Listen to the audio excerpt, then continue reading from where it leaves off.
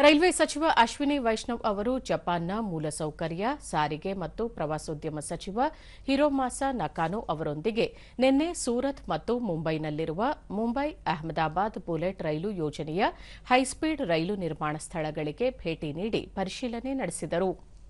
ಈ ಸಂದರ್ಭದಲ್ಲಿ ಸೂರತ್ ಸಂಸದ ಮುಕೇಶ್ ದಲಾಲ್, ಮೇಯರ್ ದಕ್ಷೇಶ್ ಮಾವ್ನಿ, ರೈಲ್ವೆ ಮಂಡಳಿಯ ಹಿರಿಯ ಅಧಿಕಾರಿಗಳು ಉಪಸ್ಥಿತರಿದ್ದರು. ಉಭಯ ಸಚಿವರು ಸೂರತ್ ಹೈಸ್ಪೀಡ್ ರೈಲು ಸ್ಥಳದಲ್ಲಿರುವ ಟ್ರ್ಯಾಕ್ ನಿರ್ಮಾಣದ ಮೂಲ ಘಟಕಕ್ಕೆ ಭೇಟಿ ನೀಡಿದರು. ಅಲ್ಲಿ ಅವರು ವಯಡಕ್ಟ್ ಮೇಲೆ ಜೆ-ಸ್ಲ್ಯಾಬ್ ಬ್ಯಾಲೆಸ್ಟ್ಲೆಸ್ ಟ್ರ್ಯಾಕ್ ವ್ಯವಸ್ಥೆಯನ್ನು ಅಳವಡಿಸುವುದನ್ನು ವೀಕ್ಷಿಸಿದರು.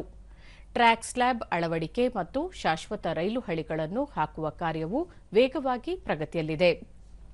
ನಂತರ ಸಚಿವರು ವಂದೇ ಭಾರತ್ ಎಕ್ಸ್‌ಪ್ರೆಸ್ ಮೂಲಕ ಸೂರತ್ನಿಂದ ಮುಂಬೈಗೆ ಪ್ರಯಾಣಿಸಿದರು. ಅಲ್ಲಿ ಅವರು ಮುಂಬೈನ ಬಾಂದ್ರಾ ಕುರ್ಲಾ ಕಾಂಪ್ಲೆಕ್ಸ್ ಬುಲೆಟ್ ರೈಲು ನಿಲ್ದಾಣದ